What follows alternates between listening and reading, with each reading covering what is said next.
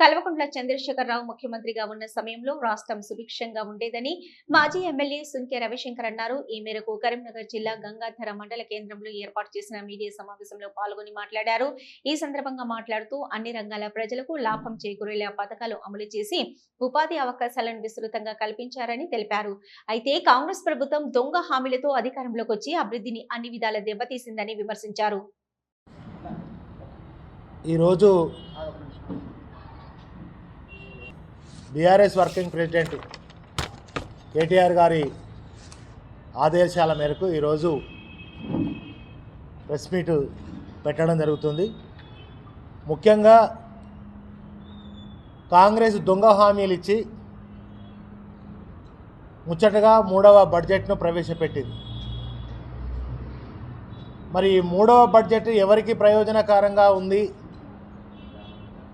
సకల జనులకా, కాంగ్రెస్ కాంట్రాక్టర్లకా, ఎవరికి ఉందని చూస్తే నిజంగా సకల జనులు ఈ తెలంగాణ ప్రజలందరికీ అన్ని సామాజిక వర్గాలకి పెద్ద గుండు సున్నా గాడిద గుడ్డే ఈ బడ్జెట్ మనకు కనబడతా ఉంది. ఎందుకంటే ముఖ్యంగా ప్రధానంగా తెలంగాణ గతంలో కాంగ్రెస్ హయాంలో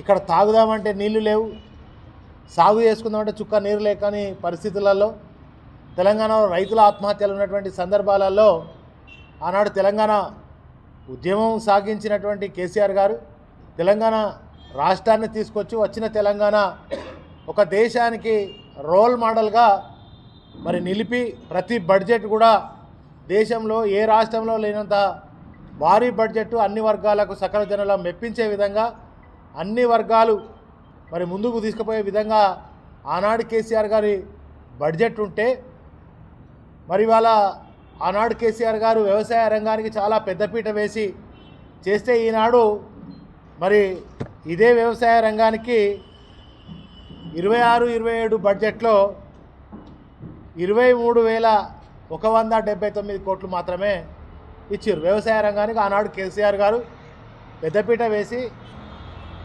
ఆనాడు చేసినటువంటి బడ్జెట్ గొర్రెలేవి, వాళ్ళ గొర్రెలేవి, మరి మత్స్య సంపదను పెంచినాం మేము.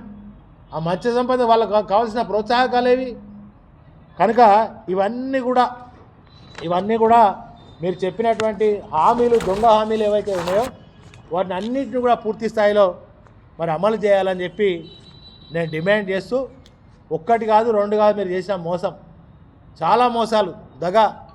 ఆ బట్టి ఒకటి చెప్తాడు, బట్టి ఉప ముఖ్యమంత్రి ఒకటి చెప్తాడు అసెంబ్లీలో, రేషన్ కార్డులు 6 లక్షల పైన